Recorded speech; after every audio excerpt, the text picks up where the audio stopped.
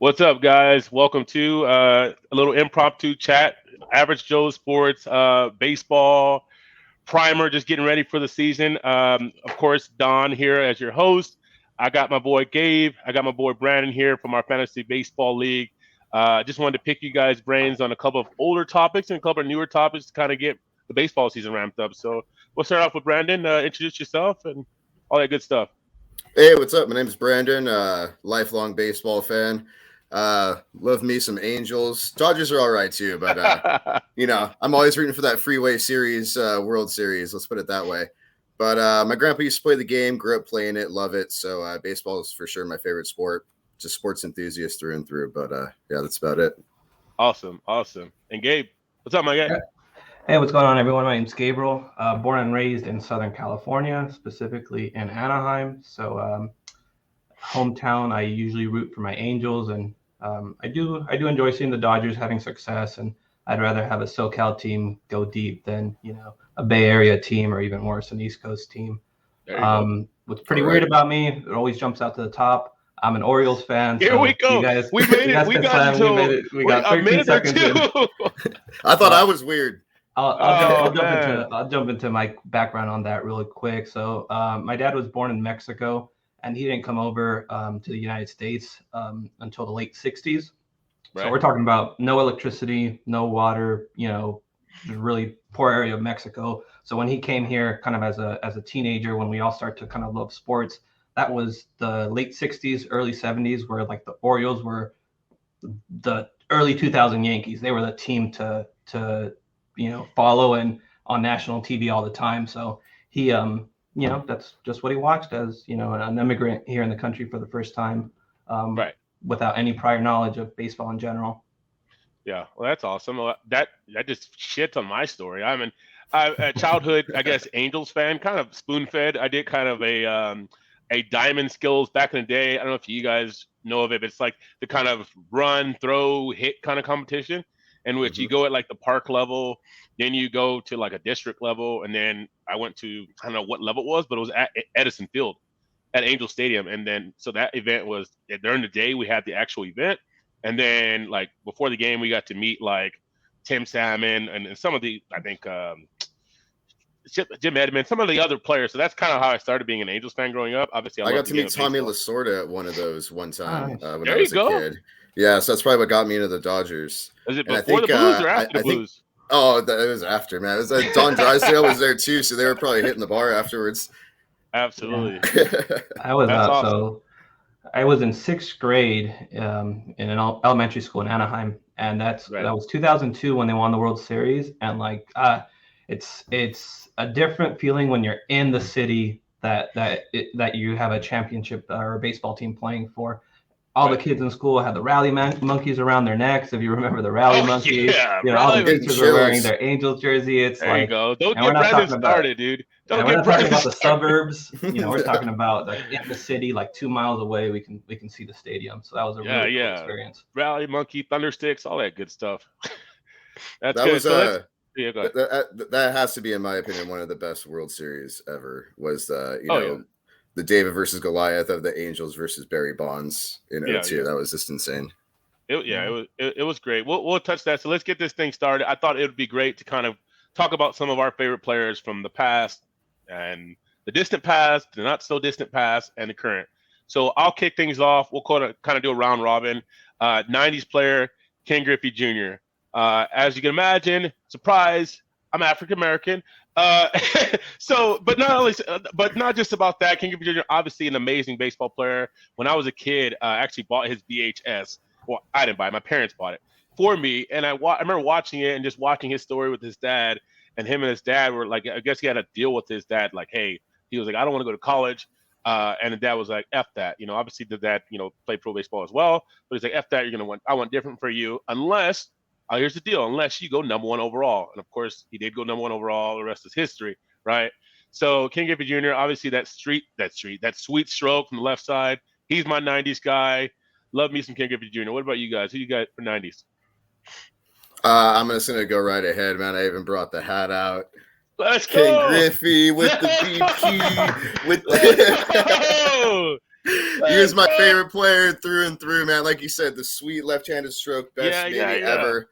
The swag too, you know, like he had the bling, the backwards hat, like in the home run derbies, you know, he's just out there having a good time and kicking everyone's butt and just hitting the home runs. Yeah. And he was just so cool to me. You know, I remember being a kid in like the backyard, just like pretending to be Ken Griffey Jr.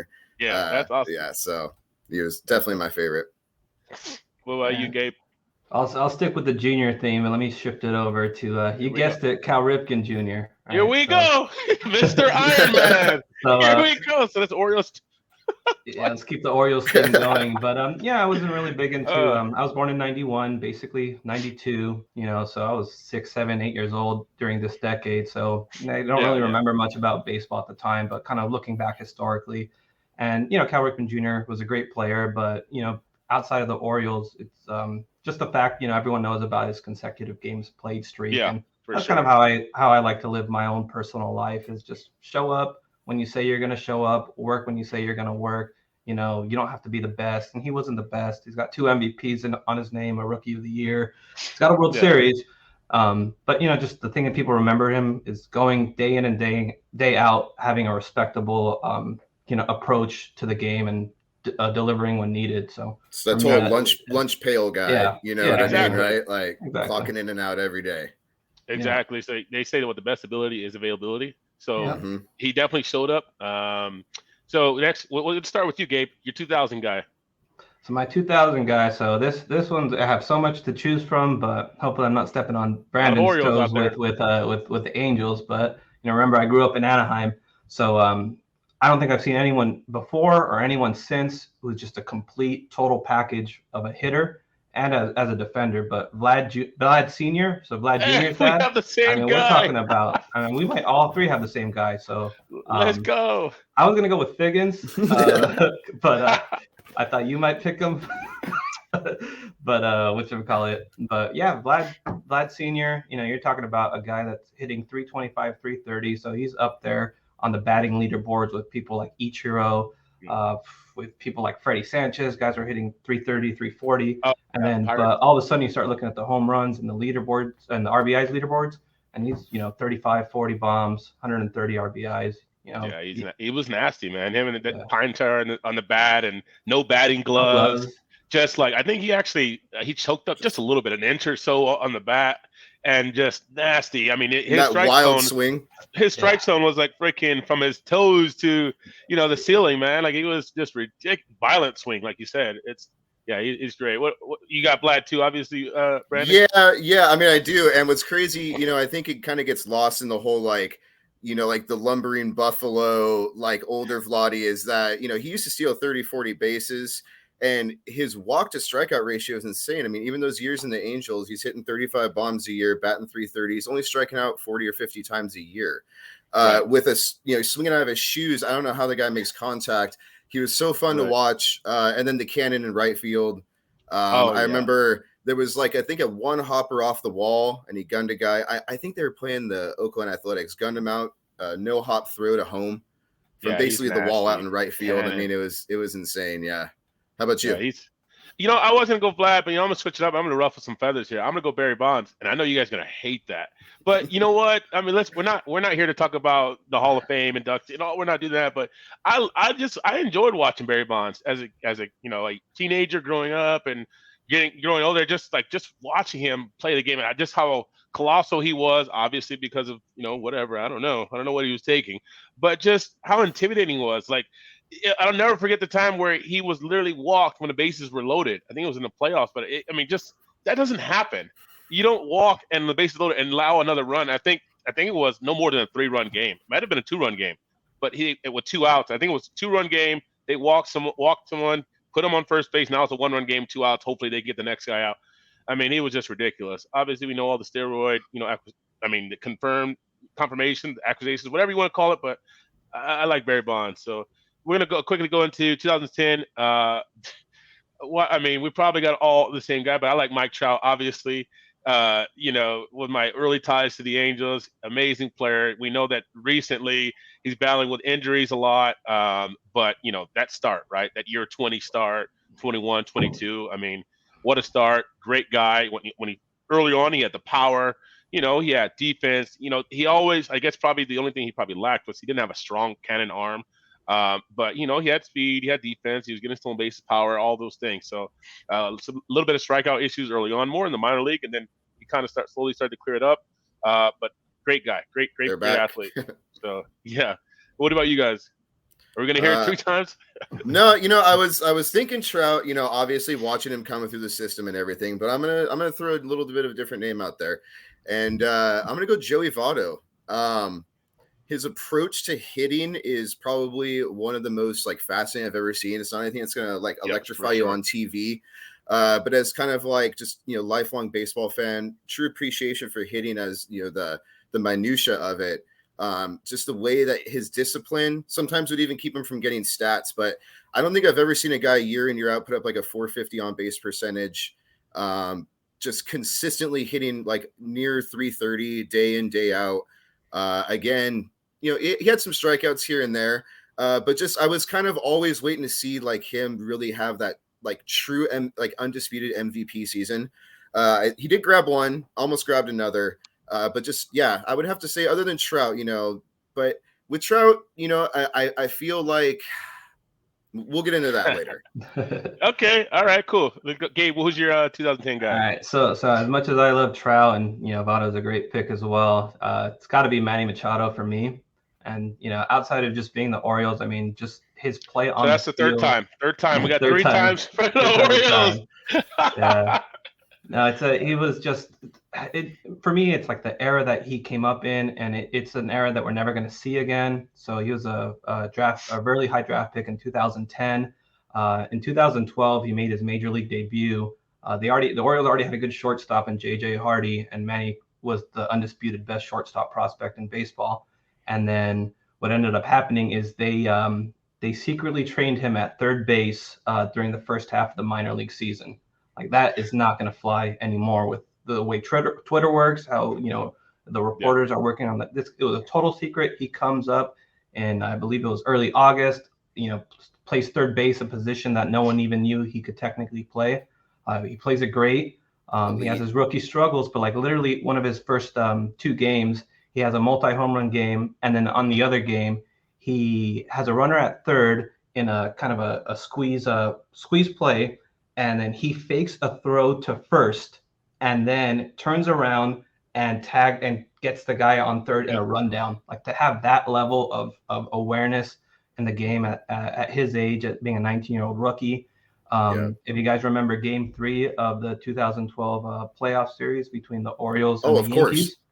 So it was a 1-1 game in the 5th inning, and Manny Machado hit a home run to make it 2-1 Orioles, and that score remained the same until A-Rod was benched for Raul Ibanez in the bottom of the 9th, and Ibanez tied the game, and then obviously Ibanez hit a home run in extras.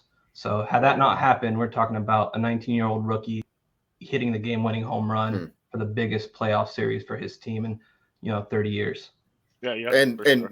No shade, but I had no idea about that game. He's like, I'm gonna be completely honest with you. Yeah, but no, that's amazing. That's awesome, yeah. What a name Raul Ibanez too. I almost forgot about him.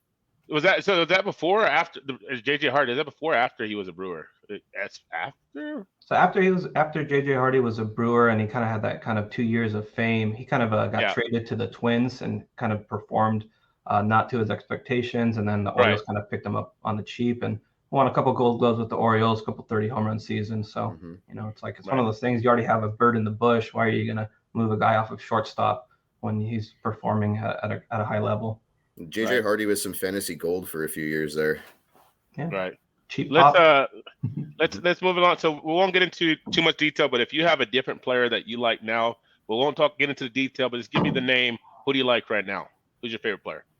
My favorite, not to say the best or whatever. Your favorite player. Shohei Ohtani.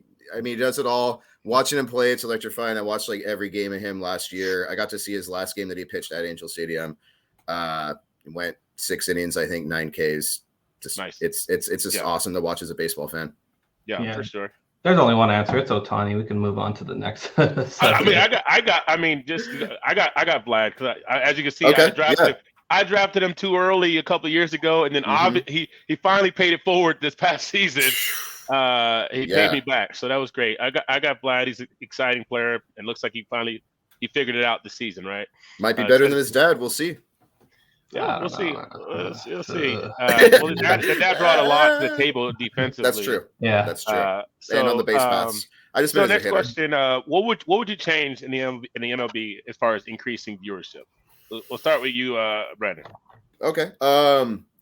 Increasing viewership. I mean, you got to speed the game up. I mean, and I hate to say it. I mean, I love the whole dance with the pitcher and the batter and the guy on base and the manager coming out and kicking dirt on the umpire as much as anybody else. But you got to speed it up.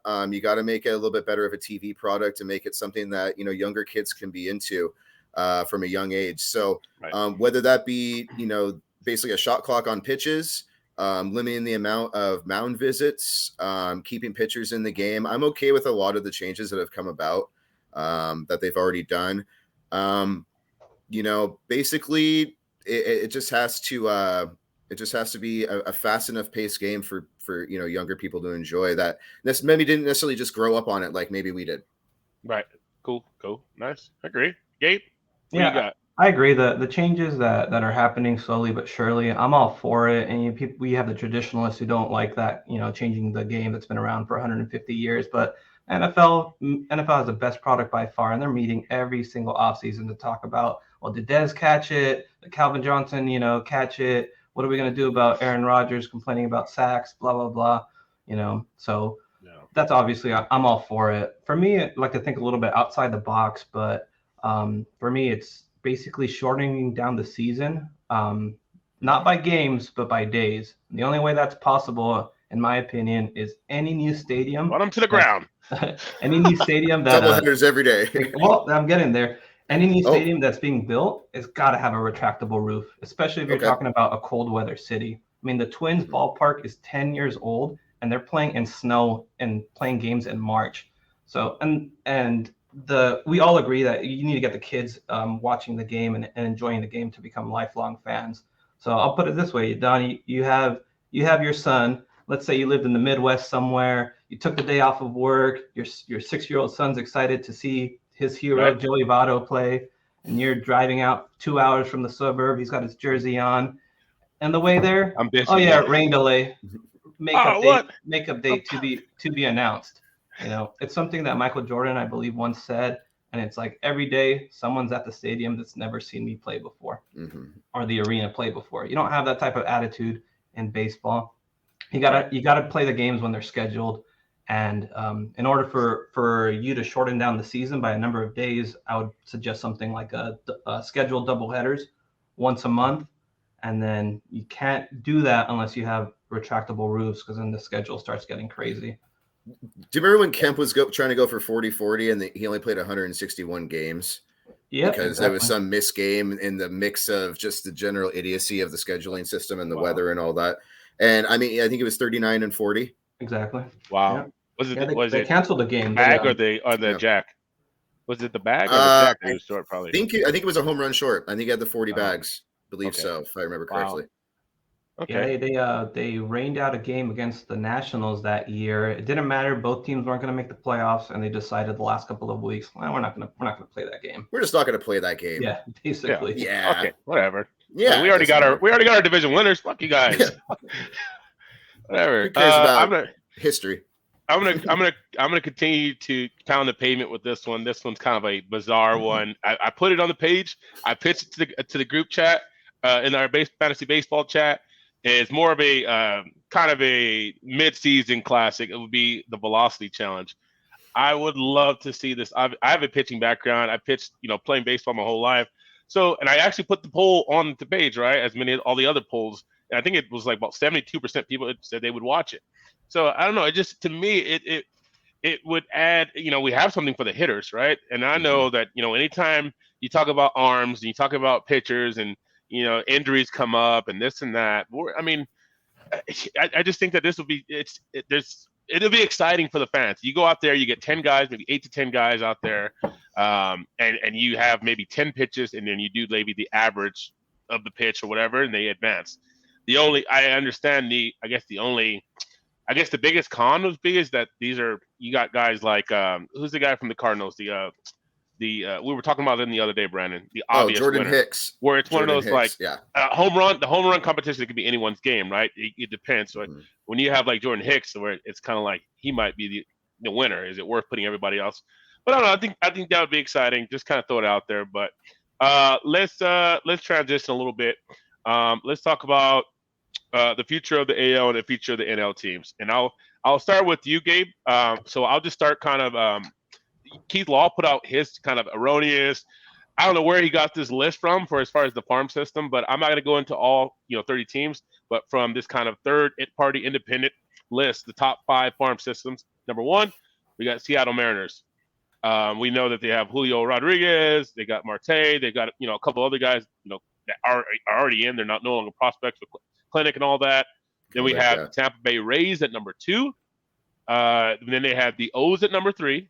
So you're in there. The O's are in there number 3. They were pretty much nowhere to be found on Keith Law's list. They have Pirates at number 4. I believe the Pirates just picked up Henry Davis in last year's draft. I believe the catcher number overall. And then they have the Guardians at number 5. I think the Guardians, they don't have any top prospects, but they had a lot of guys ranging from like 30 to 70.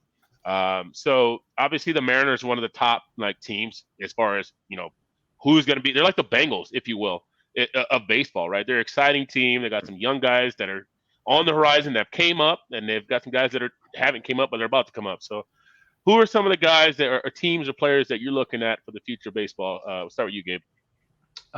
So I mean, there's different players that are coming across from different teams. Immediately, I kind of throw out the pitchers. I try not to get too excited with pitchers. There's so many injury histories and ineffectiveness when they first come up to the big leagues. I mean, everyone was hyped for Toronto's pitcher last year, Nate Pearson. This another high velocity guy. Flamethrower, just could not stay healthy, and we're so hyped to see him pitch. So I try not to get too involved in that. So the Orioles have a number 1 prospect. Fourth time we bring up the Orioles, but they have they do have the number 1 prospect in baseball, a switch hitting catcher out of Oregon State. Sounds familiar. Drafted number 1 overall. Matt Wieters part 2. Exactly. So kind of same pedigree as Matt Wieters. So and you know what, with prospects, it's such a crapshoot. Everyone likes to crap on Matt Wieters for he was supposed to be like this huge great player. And you know what? He actually wasn't bad. He was a top 5 catcher for a decade, multiple Gold Gloves, multiple All-Star games. He helped his team make 3 different playoff runs. So I mean, anything like that. Pretty good career. Yeah, exactly. It's hard to hate on a career like that. But supposedly Adley's like the next level. But so he's someone that I'm excited for on that end. Okay, nice. Yeah. What about you, Ben? Yeah, I'm gonna go more on the field product, like what we currently have already seen at the major league level. So, and it's gonna kind of segue, I think, into a couple of the other topics maybe, but I am kind of excited to see what the Mariners can really put together. I wonder if Kelnick can really take this next step of what he's supposed to be. Really like a 5-tool perennial all-star type of pedigree is what we're looking at. Maybe last year didn't really show it, started to kind of come around second half a little bit. But overall was pretty garbage, really high strikeout rate, etc. But with the additions that team has, the young talent that they have with, a couple other veterans, I think that they can start making a little bit of a rumble. 90-game winner last year.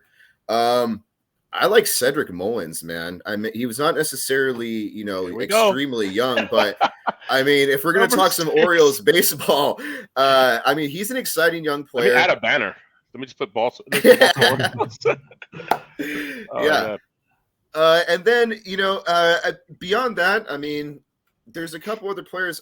I haven't seen anything from Joe Adele that really makes me think that he's, the next answer for the Angels, offensive woes in the outfield.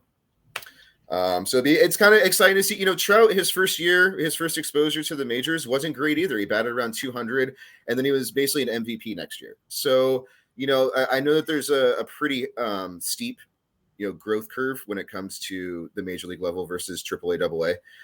But yeah, those are kind of the most exciting players to me. I think Cedric Mullins could be an MVP candidate. I really do. He probably would have if he was on a better team. So I mean, he's the only Ken's 33 stats would have player been there. last year. So 300 average too, right? yeah, 300 average. Yep. So I love that Blue Jays lineup, right? Obviously, some guys went on to Texas. It's like a video game. Vlad, you got Bo. I mean, that Vlad and Bo, I love that combo there. I put up the numbers. I think it was the first 200 and something games comparing Bo with Nomar. I mean, it was pretty much identical. Which was bizarre. So that lineup is something special. Obviously, we know that they I think they played at the minor league field and played in Florida for the early part of the season. But I mean, they pretty much sustained all year. So I love that team. I'm going to be watching for a long time.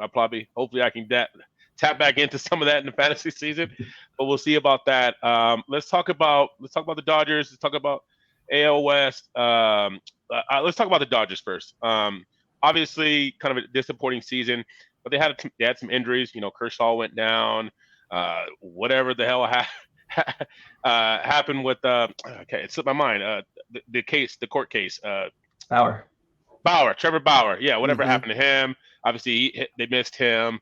Now Max Scherzer's gone. Obviously, they still have Trey Turner. They still have the offense is going to be fine. I think the offense is going to be fine. They have all pretty much returning all the guys, right? So it's more about that starting pitching, right? Who's going to be that back end? Obviously, you have Walker Buehler in there. Yeah, Urias. He's going to probably be slotted number 2, I believe. You have Goslin. I mean, he's going to be 3. Maybe he's going to, depending on who they get, they push him back, maybe 5, 6, stretch him out. They signed Henney. I don't know what to do with that. Yeah. I don't know. Maybe they know something that we don't know. But it's all of a sudden the Dodgers rotation is looking a little shaky. I mean, that was their strength for the last how many years is their rotation, their bullpen, the last few years specifically. Look how deep they have 5, 6 starters that, what is Dustin May going to look like after Tommy John surgery? He's probably not even going to be back next year. Oh, is Bauer even going to be a Dodger? Okay. Is Kershaw going to be a Dodger? I mean, when you have Kershaw as your 3rd or 4th starter, all of a sudden, Kershaw's taken for granted. You're talking about a guy who, even over the last couple of years, like a sub 2.5 ERA. Yeah, the innings weren't there, but still a guy that you could bring around in the rotation to add some depth or, kind of build around. Get you to the long regular season. I'm also looking at their offense. Justin Turner is in his late 30s. Bellinger, for all intents and purposes, does not look like Cody Bellinger. I see a lot of holes in their lineup right now too. The departure of Seager is bigger than I think people are going to give it credit for. I mean, all of a sudden you're trying to replace Seager with Chris Taylor. You hope that he has another contract year. We'll see if that happens or if he bats 230 again. So, the future of the Dodgers, I think, is a little bit shaky.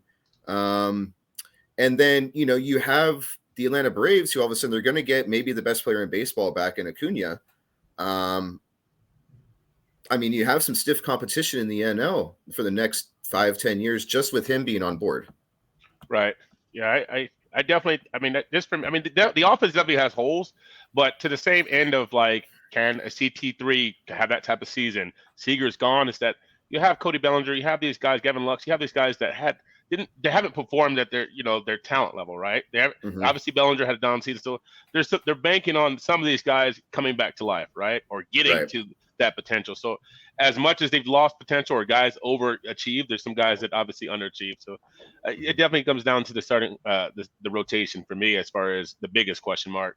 Obviously Kenley Jansen's gone, but Blake Treinen, he's about as good as a replacement you can have in there. But again, the depth, it was like when Kenley starts getting shaky, you can bring Treinen right in. Now we're looking a little thinner. I just have to say, also, the window is closing on them. Yeah, for sure. They're a lot in a lot of ways. They're like the Rams. I mean, they're very win now as far as the talent. I mean, they still have some younger guys. Obviously, they have younger guys too. But as far as their contracts and everything, you gotta try to stack these championships up now. Let's get into your Angels. You guys tell me about the Angels.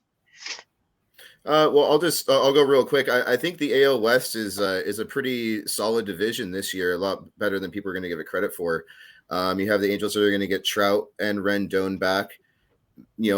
a mediocre Syndergaard is going to improve their staff. Patrick Sandoval has actually come around as a decent number 2 or 3 starter.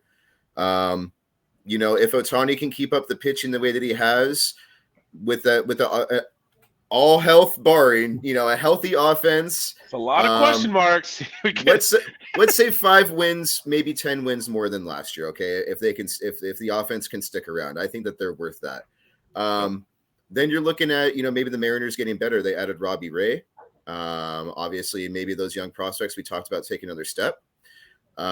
Texas added Seager and Semien to a decent lineup. Again, maybe 5 wins there for them. You look at the Oakland A's, they're always in the hunt no matter what, a solid team, pretty good starting pitching, a lot of walks and home runs. Well, where are all those wins going to come from against maybe the Astros, who have kind of a shaky pitching staff? I think that the AL West is a little bit more wide open than people give it credit for, especially on those wild card spots. Right. I'm going to go ahead and disagree with you on the AL West. So anytime I'm kind of looking at projections for a division, anytime I'm looking for projections on a division, I need to see where the wins are coming from and who we're going to take the wins away from. So obviously, we all agree that the Mariners are kind of on the rise.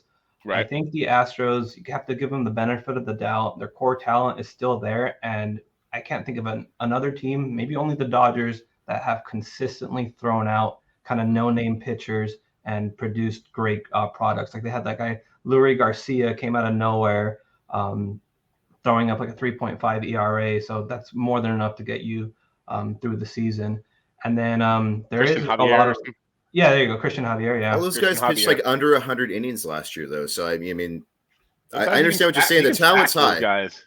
Mm-hmm. Yeah, true. But they could either build up. They could regress, but they could build up on their previous performances. And then, you got to throw innings for 2021 right outside with the trash, because 2020 shortened season. You can't you can't just ramp up from 30 innings. When point. Bauer won the MVP, when he won the Cy Young in 2020, how many innings did he probably throw? I don't know, 60, 65. So to go from 65 innings to 200 innings in 1 year, it's not possible. So 2021 innings we can't even look at. There's huge rumblings that Oakland is going to partake in a massive sell-off for all their talent. So basically, if there is a baseball season in the next couple of months, smart money is not seeing their 2 best offensive players, Chapman and Olsen, remaining on the team. So that's what Oakland does every 7 years. They'll kind of sell everyone off. To their credit, you think they're going to be a dumpster fire, but they find a way to be 500. But I can't see Oakland being a 90-win team. I got to bump them back down to in the 70 range. And Texas bought themselves maybe a dozen more wins with the additions that they've made this offseason. I don't really think their lineup is that strong.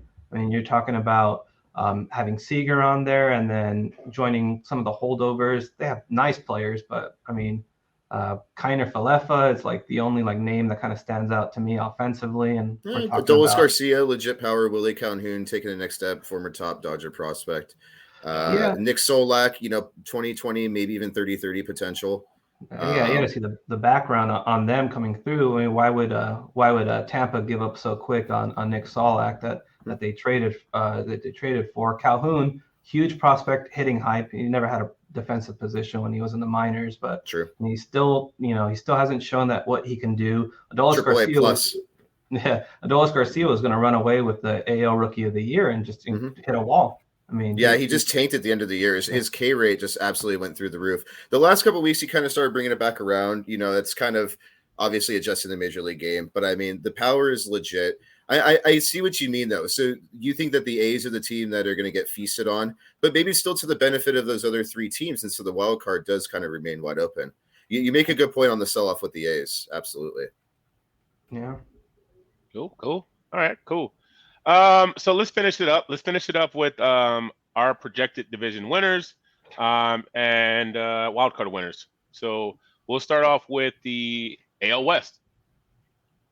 Who you got, Brandon? Who you got as far as the winner for the AL West? All right, AL West winner. I still have to say the Astros. The offense, the core is there. Yeah, they're getting a little older in some places, but they still have the young talent, but they're filling the holes that they have. Wild card, I'm going to go Angels, though. I'm going to keep the faith that the pitching staff makes a small step forward and the offense sticks around and we get 10, 15 more wins out of the Stars that they should be riding. Okay. Yeah, I'm gonna go with Astros as well. I got them down to 91 wins. Once you start seeing a division winner in the low 90s, it just goes to show you it's going to be an incredibly competitive division. But they've proven time and time again that they belong. With the division winners and the rest of baseball, and they just keep producing talent. They just no names come up and they're producing. And I don't have anyone else from the division making a wild card. So I think it's going to be an incredibly tight division, almost like the NL East was last year. But, still only one team is going through. Yeah, I got the Astros too. I don't have the Angels. I actually have the Mariners singing for the wild card. That's all I have. I just there's too many question marks for the Angels. I don't with Syndergaard, you got, Trout coming back, and if he does come back, he's gonna have his summer exit at some point. Ohtani, he has a great season. What does that mean for his arm this year? What he's gonna be able to do? Is he gonna be able to match that? There's a lot of question marks for me. I like the Mariners. They added Robbie Ray. Yeah. Hard to argue with that. So let's go AL Central. What do you guys got? All right, I'll start off with this one. So. It's easy to look at the last couple of years standings and then just kind of build a list on it. So for entertainment purposes, you got to find out where your sleeper is going to come from. Right. And I actually have the Tigers winning this division with 86 wins. So okay. I mean, they have proven high level hyped prospects already in the majors with Manning and Skubal and Casey Mize. So they have a good set of young players coming up that are ready. They Spencer Torkelson, which was number 2 drafted behind Adley that draft. Actually, number 3. Out of ASU, home run guy. ASU. Mm-hmm. Yeah, exactly. Yep. So they have the talent. And do we know how he did in his first or his in minor league so far? Is he doing good? Yeah, I haven't been tracking him. Yeah, he's got the pedigree. I mean, the only thing holding him back is he's going to be strictly a first base DH type. So they kind of crap on prospects that can't play the field that well, but hitting-wise, things have opened up for him in both leagues. So yeah, right. So, but yeah, I mean, this is more of a combination of me seeing the Tigers on an upswing and then seeing the rest of the division crumbling around them. Yeah, I got the White Sox still. It's just that lineup. Obviously, Luis Robert. Shout out to Mike, but he went down early last year. He's got MVP stuff written all over him. Got Tim Anderson. I mean, he's one of those guys that can, he's great for what he does. Wish he can, strike out less. Wish he can get on base. Like his batting average is pretty much his on base percentage. But I mean, obviously the lineup, so on and so forth, right? You got Lucas Giolito. You got some arms in there too that are coming up the pipeline as well. So I think there's too much. I think Tigers are going in the right direction. I just don't think this is the year that they take over for the White Sox. Did the White Sox hold on to? Okay. What's that? Yeah. I was going to say, did they hold on to Cease and Kopech? I believe so. Yeah. Then with Giolito, I mean, that's a pretty formidable staff. That's a lot of young arms that are just total flamethrowers making the next step. Pretty good bullpen too, if I remember.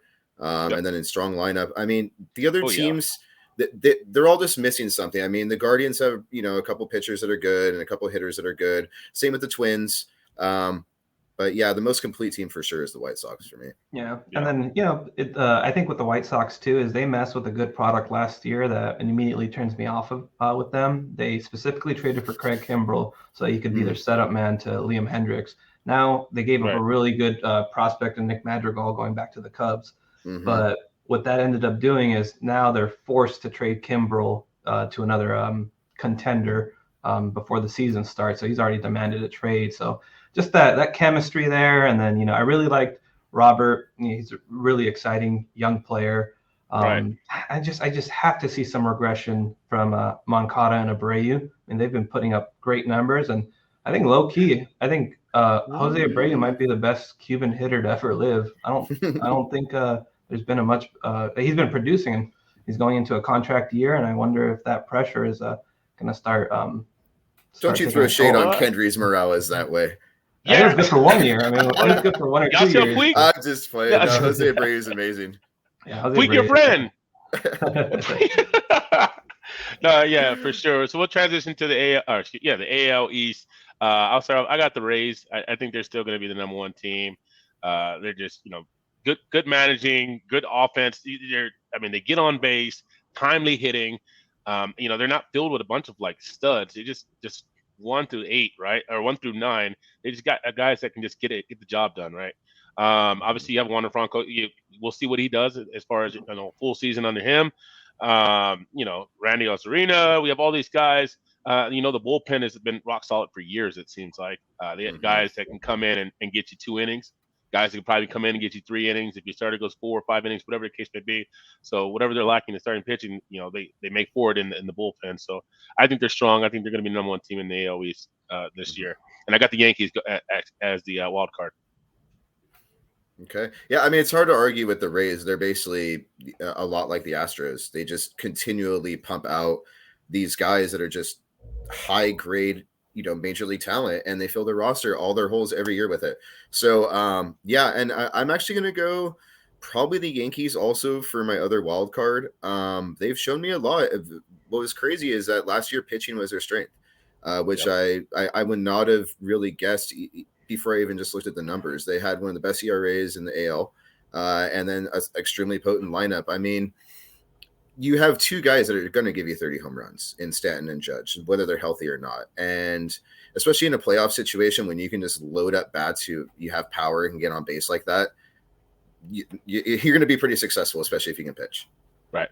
All right. Well, I'll go a little bit out of the norm for. Here we go. Don't you do it? Don't you dare do it. I actually have the Rays as my wild card team, so they're gonna get the job done. But whenever you keep playing Russian roulette and trading all your players and bringing new players, and they're running high variable scenarios, hoping that all their relief pitchers hit, and it goes with so much turnover. Eventually, it's going to come back and bite you in the ass. But as far as like the Rays go, they've shown it. I feel that this is the year that they'll regress a little bit, but still enough to win the wild card. And then the division winner, they're hungry, they're ready, they're willing to spend. The Orioles, the Blue Jays. I was like, woo! Yeah, well, the Orioles aren't ready to spend, but yeah, the Blue Jays, they went out and they got KG, my boy Kevin Gossman, former Oriole. They've actually regression. They have Ryu, which I thought is probably the most underrated pitcher we've probably seen in the Dodgers, team this century. And then they have Alek Manoah as a standout prospect. They don't even have that guy Nate Pearson as a projected starter in their rotation. They're really, really deep. They're going to spend money. They're right now, if their young players on the offensive side continue progressing as they have, or at least a similar version of themselves, they have by far the most exciting and absurd offense in the league. So I really like the way the Blue Jays. 3 MVP candidates, 3 through 5. Yeah. How's their bullpen? I don't remember. I don't know why I don't recall the closer. Or their. They had a lot of issues. They've thrown in kind of pitchers in the last couple of years who've had success in other scenarios. They had like Rafael Dolis, who had a successful stint with the Phillies a few years prior. They haven't really nailed down the closer spot, but there's always a closer that comes out from nowhere and then just ends up being like a top-notch closer. Some teams can see it coming, like with the Dodgers and Blake Trinan, players like that. But there's all those guys, they come around and they can be found. So closers, when you're talking about Ken Giles for a while, Ken Giles. Ken Giles. But yeah, when you're talking about closers being the biggest hole of your team, I'm not even that worried, because that's if you can't somehow fill it with a fireball, AAA pitcher, you can just go buy yourself a closer at the trade deadline. Yeah, I think in terms of getting to the season, yeah. But I think when you get to playoff baseball, it matters more. Oh, playoff baseball, as we saw with the Dodgers, the bullpen's everything. You're only going 4 or 5 innings with your starters, and especially in today's game too. I know we had a weird year last year, like you said, coming off of the innings being solo from the year before. But still, bullpen's the name of the game nowadays. You got to have a solid bullpen. Yeah. So let's wrap things up. So what we're going to do is we're going to kind of spitball our NL Central and our NL East. We'll spend the last bit talking about NL West. So NL East, I got Phillies. I don't have a wild card coming out of the NL East, but I got the Phillies winning that division. What about you guys? I mean, I see the Phillies too. They got the best lineup in the division. The Mets, I mean, I don't really see them as really a contender. The Marlins, I mean, come on. You're talking one of the actually maybe one of the most competitive, but maybe the worst division in baseball, to be honest. So yeah, for sure. Yeah, it's definitely a low ceiling division. It's going to just naturally increase competitiveness. I actually have the Mets winning that division. I mean, it's a coin flip between them and the Braves. I mean, they just got Buck Showalter in as their manager, and not to get deep into his history, but he has a proven track record of immediately turning franchises around and making them contenders. Couple that with their owner Cohen just throwing money at every player. What is that, 7? Yeah, number 7. Because you kind of indirectly, I'm sure you former Orioles. Orioles. Yeah. There you go. Well, I mean, Orioles. The beginning of the Yankees dynasty started, some people will say in '95, and that was a team that Buck Showalter just handed over to Joe Torre with kind of disputes with ownership. So a lot of people do give credit for Buck Showalter basically creating the modern Yankees dynasty that we know. He leaves New York, signs on with Arizona in 1999, a team that just came to the league a year before, and in 2001 they're already winning 100 games and in the World Series and walking Barry Bonds with the bases loaded, which by the way ended up being the right call. The next batter got out. It worked out, but it's still crazy to think that somebody would ever do that. Like that's. Yeah. I mean, I think the Braves are a very dangerous team getting Acuna back. There are some issues in their pitching, of course, but we can say that about a lot of teams. They seem to be a pretty well-rounded squad. I don't know if they can take a wild card just because I think that division is just going to kind of beat each other up a little bit. I don't know if anyone can really get over around 90 wins, but it could happen. If there was another team in the Phillies, I would say it would be the Braves. I just don't see them as a World Series contender again. Right. Yeah, so World Series is a different animal. Mm-hmm. Yeah, let's shift to the NL Central. Actually, I have the Cardinals winning the division, and I have the Brewers winning wild card for one of the wild card spots. So, what about you guys? I think the Brewers have shown enough to be the division favorites there. Christian Yelich has already proven that he can do what he needs to do, so he just needs to have a bounce back season. Those two starters that they have with Woodruff and Burns. And Burns, yeah. So they have a team and they're run, with a pretty bright front office. So I see some regression coming with the Cardinals, but I think the Brewers are going to be, for me, the only team in the playoff from the NL Central. What about you, Brandman? I see some progression coming from a lot of those young Cardinals players. They're still very young, like the Harrison Baders and a few other players that they have. I can see them being more of, kind of like 2020, 280 average type players. And when you have a lineup top to bottom like that, that's pretty tough. But the Brewers pitching is insane. I mean, their bullpen's elite. The starting pitching is elite. Now, if we're going to go to a DH in the NL, though, this year, I do think the Brewers are going to be one of the teams that are going to be hurt by that a little bit. They do have a hitter's park. They don't really have the heavy bats that they used to, especially if Yelich is still going to be just putrid. I took him first round last year. So for me, Yelich, I don't know. But yeah, that's just this toss-up for me. I don't have a clear-cut winner in the NL Central. If I had to put my money, I'd put it with pitching. So I'd probably say the Brewers. But I could definitely see the Cardinals coming around and winning. And again, kind of a division that a little bit top heavy, but not the greatest. I think the other wild cards are going to come from the NL West. Cool. We'll finish it off with the NL West. I still got my Dodgers number one, and I got actually the Padres taking a wild card spot as well. What about you guys? I see the Giants regressing. I mean, they were not supposed to do what they were going to do last year. They're in full rebuild mode, really, when you look at it. A lot of guys overperform, timely hitting. I mean, their lineup, the average was putrid, but they just, they had insane timely hitting with the power. They had the situational pitching, but I just don't think they can keep that up. So I'm going to go Dodgers winning the division, even with that semi-shaky, relatively starting pitching. And again, the Padres in the wild card. I think the Padres are going to kind of bring it a little bit more together this year. They fell apart towards the end. I think they kind of showed their youth a little bit. But I don't think Machado or Tatis like the taste of losing. They have really solid pitching, which is going to get them far in the division. So I see the Padres taking that wild card. Yeah, Okay. so that makes 3 for 3 with the Dodgers and the Padres. So I have the Dodgers winning the division. I think it's actually going to be the easiest in a while. And part of that was a huge regression I see coming with the Giants. I mean, they did perform and they did what they needed to do, but they signed a lot of players to 1-year contracts. And once you start getting that turnover in, you're increasing the variable chances of something changing. And then the Padres, they're already starting to get into financial crunches. You're talking about trading Eric Hosmer, and they're packaging some of their nice prospects just to get someone to bite on that contract. Will Myers' contract looks really bad right now. They're just wanting to dump that. We don't know what's going to happen with Tatis's shoulder and if that's going to hold up. I mean, he was like one day on a Tuesday, it was like we may never see him hit again. And and then it's on a home run. He hits 4 home runs against the Dodgers. But yeah, so I mean, something in the water in San Diego.